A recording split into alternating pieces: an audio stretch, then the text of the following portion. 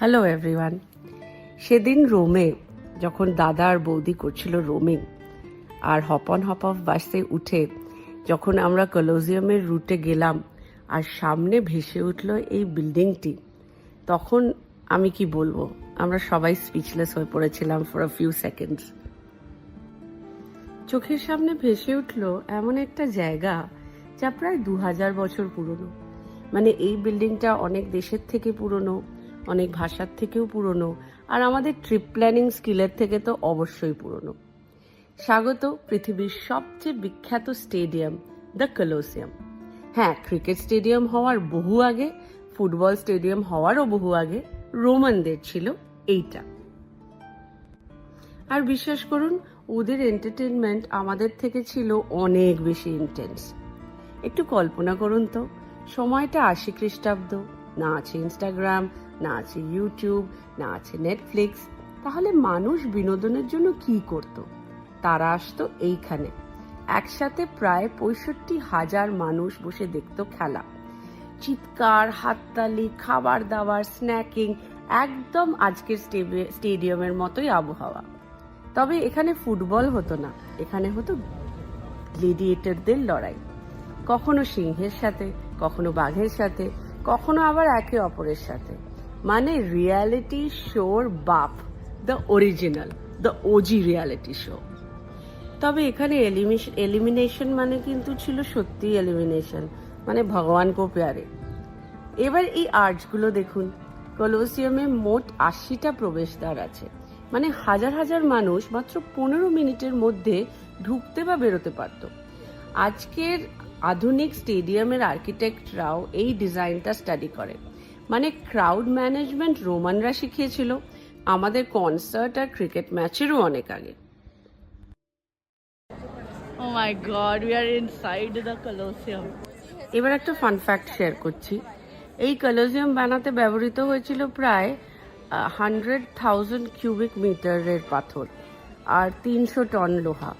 আর সবচেয়ে অবাক করা ব্যাপার হচ্ছে, এটা মাত্র 10 বছরের মধ্যে কমপ্লিট হয়েছিল। আর এবার আমাদের ফ্লাইওভারগুলোর কথা ভাবুন তো, কতদিন লাগে।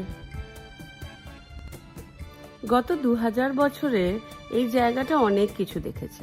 ভূমিকম্প, লুটপাট, হলিউড সিনেমার শুটিং, আর লাখ লাখ টুরিস্ট, বোধহয় 7 মিলিয়ন এভরি ইয়ার। আর সবাই এখানে এসে একটা পারফেক্ট ছবি তোলার চেষ্টা করে, আমিও করেছি। মানে প্রায় 300টা নয়, মানে প্রায় 30টা রিটেক।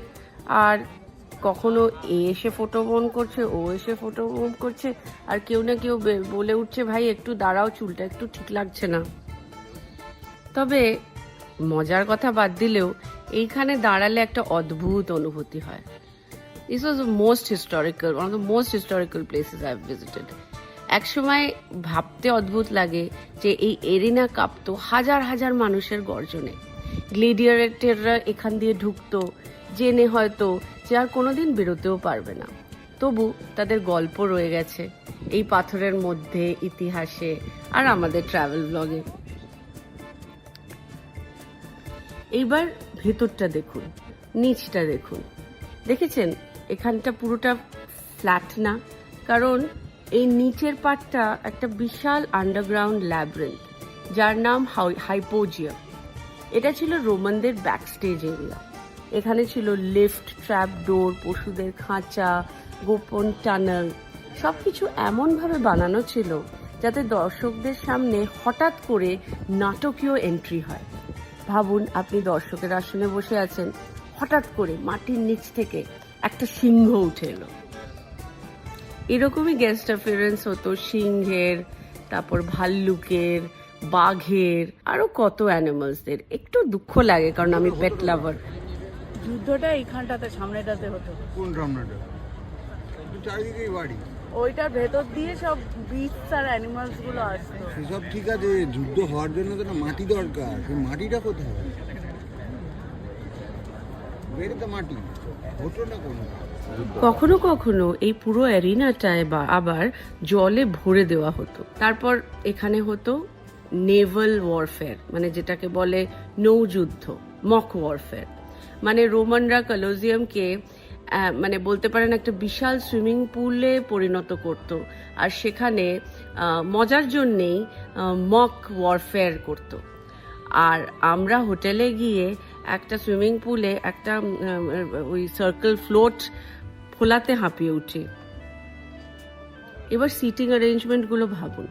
আপনি যত অ্যারিনার কাছে বসতেন আপনার সামাজিক মর্যাদা তত বেশি। সামনের সারিতে বসতেন সম্রাট আর ভিআইপিরা, তারপর সেনেটররা, তারপর সৈনিকেরা, আর সবচেয়ে ওপরে মহিলা আর সাধারণ মানুষ। মানে প্রাচীন রোমেও ভিআইপি সিটিং কালচার ছিল।